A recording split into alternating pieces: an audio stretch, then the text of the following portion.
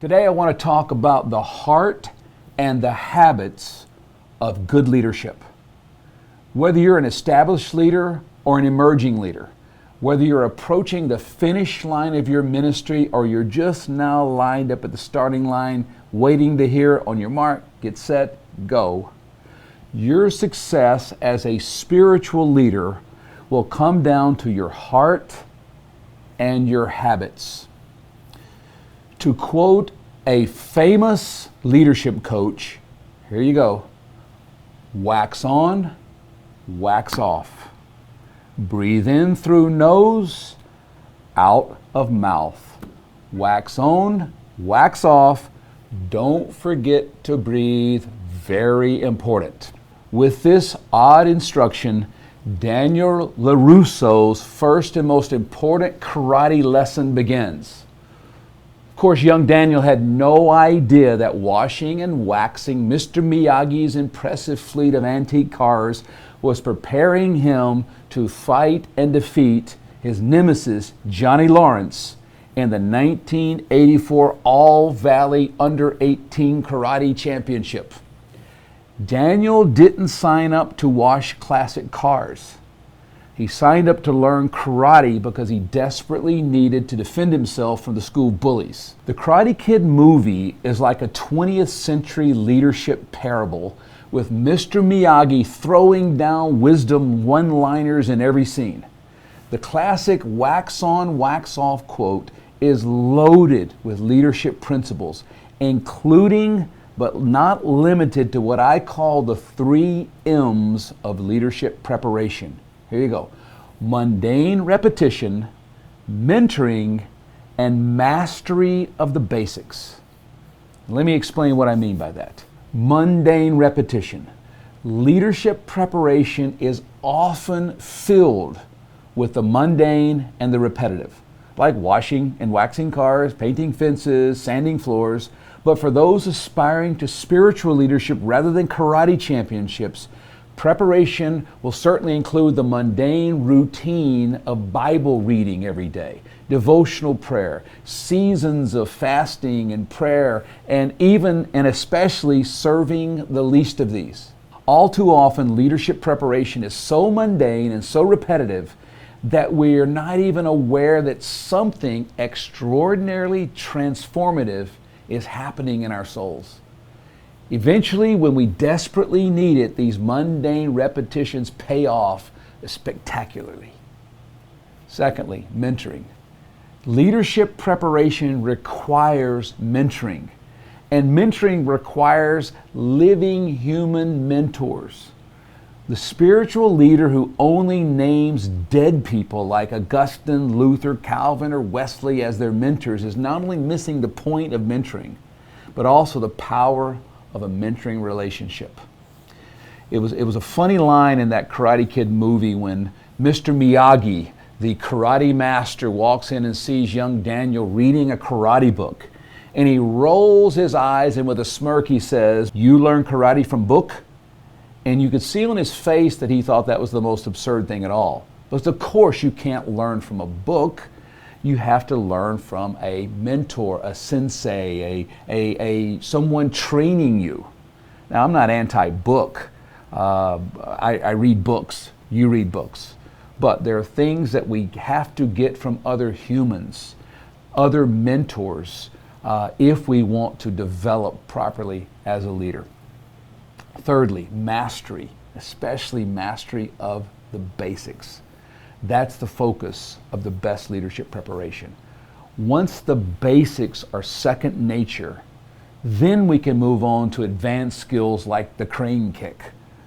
No matter the field or skill, mastering the basics typically requires relentless repetition, and repetition tends to be mundane.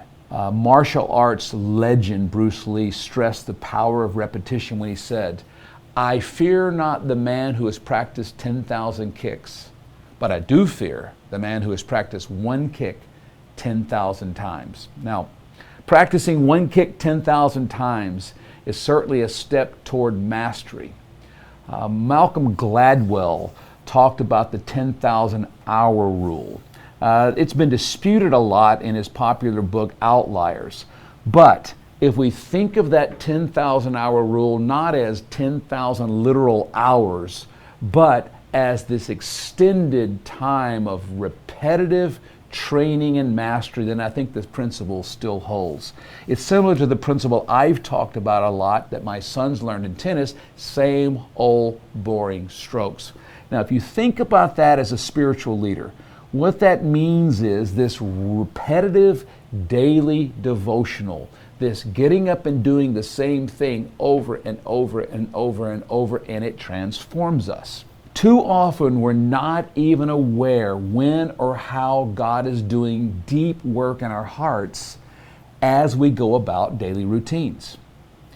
Daniel and the Karate Kid had no idea that while he was washing and waxing Miyagi's cars and he was painting his fence and sanding his floors, that he was actually learning essential karate moves that one day would save him from the bullies. He was being mentored, but he thought he was just doing mundane labor. He thought he was waiting for one day the karate lessons would start, but they were already happening. I imagine he probably also thought that his mentor was selfishly taking advantage of him, but there was something going on deeper than that. Likewise, David in Scripture was busy with the mundane task of tending and protecting his father's sheep. The same routine, day after day after day. The monotony of it. On a couple of occasions, the boredom was interrupted by a lion or a bear. It was only later that David realized that this seemingly random encounter with these predators was actually God preparing him to face the ultimate predator at that time in his life, Goliath. It's a lot like spiritual development. Spiritual development is always happening, but we rarely realize or appreciate how or why it's happening. We don't see the end yet. We trudge through our less than spectacular daily routines while waiting for the big spiritual moment or breakthrough, not realizing that the mundane routine is exactly how God prepares the hearts of leaders for greatness. If our goal is to find and develop spiritual leaders who will one day be able to lead at the highest levels of church and mission and ministries, then we have to look at the hearts and the habits of those potential leaders. Rather than thinking of hearts and habits as two completely different, unconnected ideas, it's better to approach them as two ideas that have a symbiotic relationship. They're connected. Our habits can form, transform, and sometimes deform our hearts. And our hearts can help break one habit and create another. In his book, No Man's an Island, Thomas Merton makes the heart-habit connection, albeit with different vocabulary. Here's what he said: "My soul does not find itself unless it acts. Therefore, it must act. Stagnation and inactivity bring spiritual death." These are shocking words from a Trappist monk who was a renowned Catholic philosopher and revered mystic. But here he is writing about the necessity of connecting the soul with action, or connecting the heart with habits.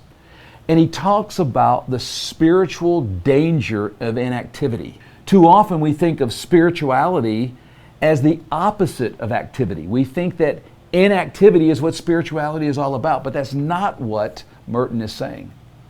In a similar fashion, Professor James K.A. Smith connects the heart formation with what he calls habit-forming practices.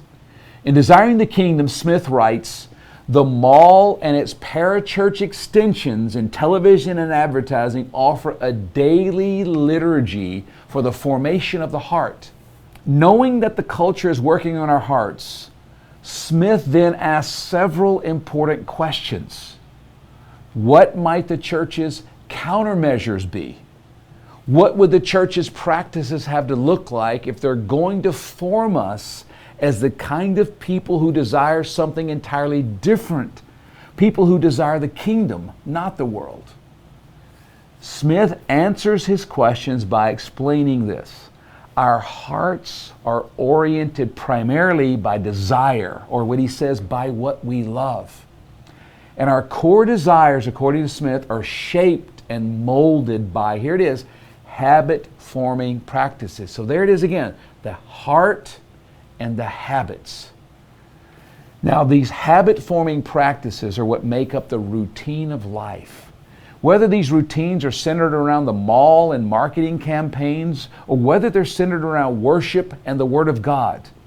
Liturgies, it doesn't matter if they're sacred or secular, they shape our identities and they form our hearts and they actually transform our hearts.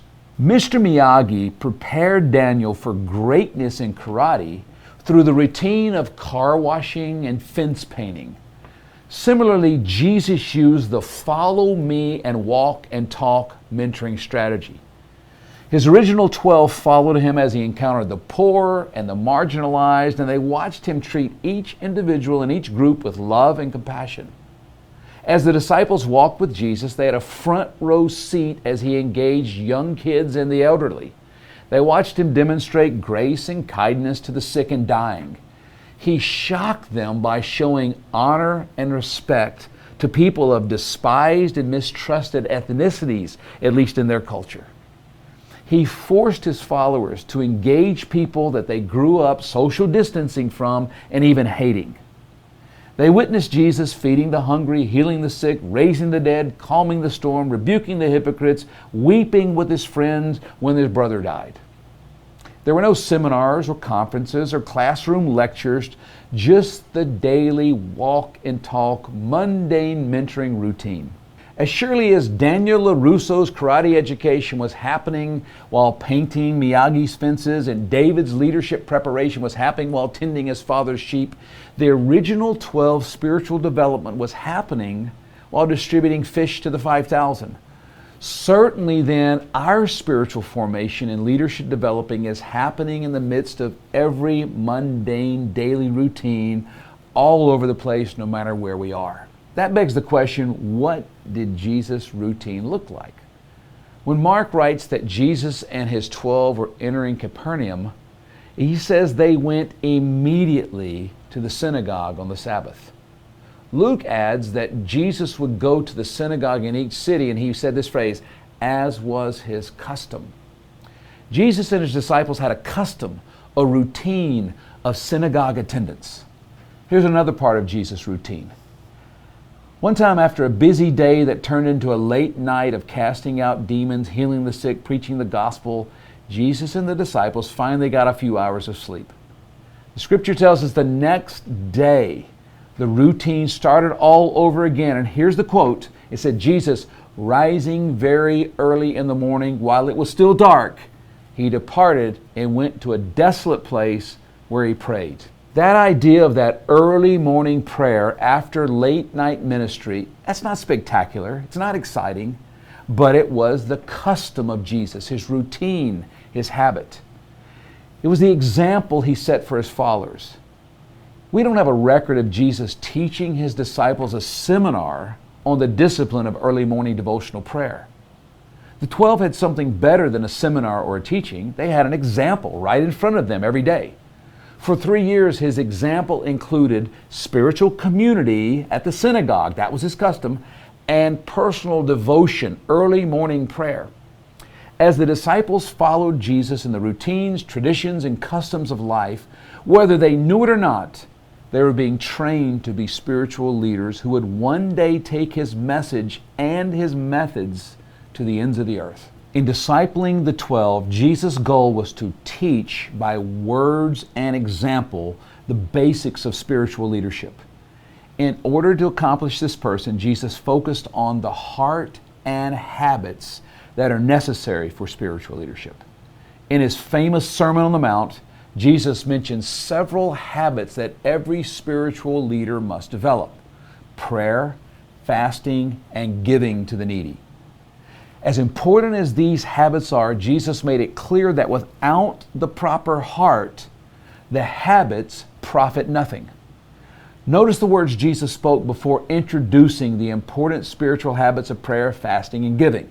He said this, beware of practicing your righteousness before other people in order to be seen by them.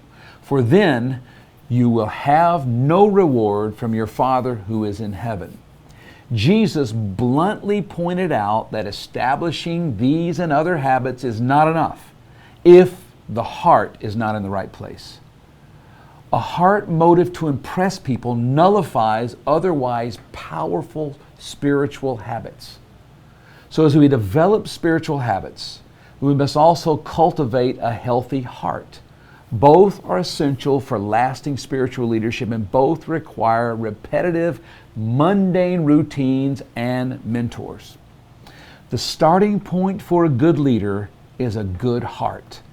Therefore, potential leaders must diligently guard their hearts, as we're told in Proverbs 4:23, because out of the heart flow the issues of life.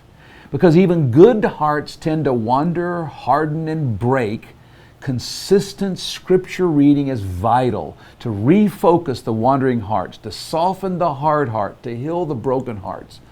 Ultimately, scripture is what prepares the heart to lead. Eugene Peterson compares reading and studying scripture with a dog working a bone. Peterson talks about how the dog gnaws the bone and then buries it, and the next day the dog digs up the bone and gnaws on it and buries it again, and how this process repeats itself over and over for weeks. Peterson says that's how a leader should do with Scripture, consistently studying God's Word like a dog with a bone. Healthy spiritual formation and heart preparation happens through this consistent and constant and sometimes mundane study of Scripture. Whether you think of this in terms of the wax on, wax off, the mundane routine with a mentor that is all about mastery of the basics, or whether you want to think of it, as Peterson's words, as this dog chewing on a bone, here's what's important. That we develop habits that form our hearts. Spiritual habits like engaging as Jesus engaged the spiritual community in the synagogue. For us, that's the church. And that daily routine, whether it's early morning or midday or late evening, but it's the daily, consistent routine of hearing God and seeking God. We develop habits, and those habits guard and form our hearts. We're looking for leaders who have good hearts and good habits. You can't have one without the other. May God bless you and multiply your leadership into others as you seek Him wholeheartedly.